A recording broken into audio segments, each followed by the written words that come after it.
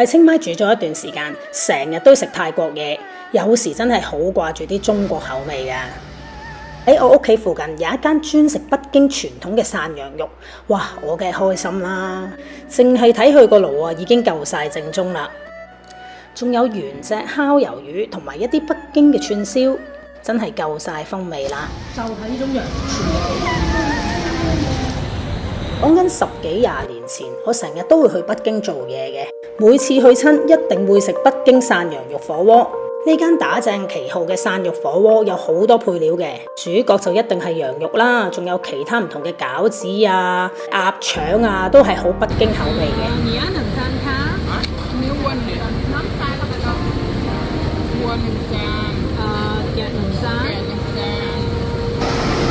睇下佢哋咩方法去透露，未食已經知道火候十足啦。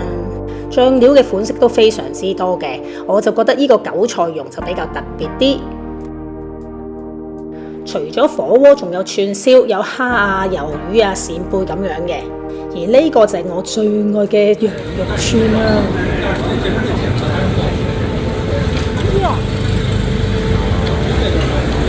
好味啊！點冇味法咧？真係好似喺上海、北京食嗰啲燒羊串嗰陣味係一模一樣嘅，之前買嚟好腍咁味啊！我就中意食幾串串燒先開始打邊爐嘅，佢嘅湯底就唔似我哋廣東打邊爐嘅咁豐富，只有酸菜鍋同埋麻辣火鍋嘅啫。第一次嚟就食個酸菜鍋先，可以試到材料嘅真味啊嘛！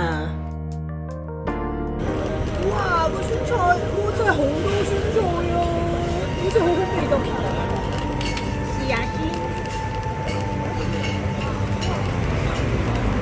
一卷卷嘅羊肉好吸引啊！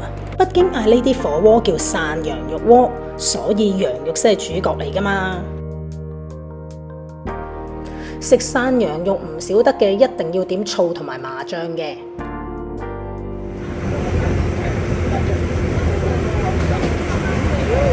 正啊！好滑啊肉，睇翻佢好好味啊！跟住斬食啲先要。唔食羊嘅其實都有牛肉同埋有其他配料嘅，例如皇帝菜啊、鴨腸啊。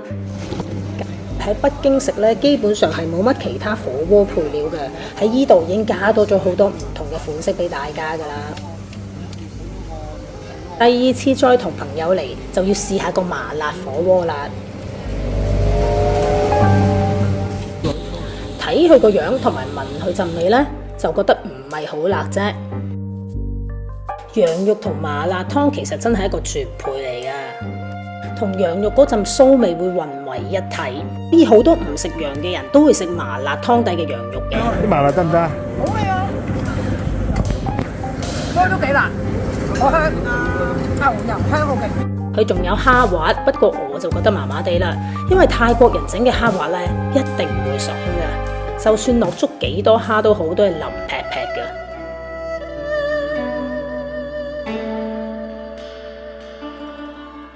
除咗火鍋，又講下佢啲串燒啦，因為有時我咧唔打邊爐就會食下串燒飲啤酒嘅。呢隻燒大魷魚，哇，睇見都想食啦，係嘛？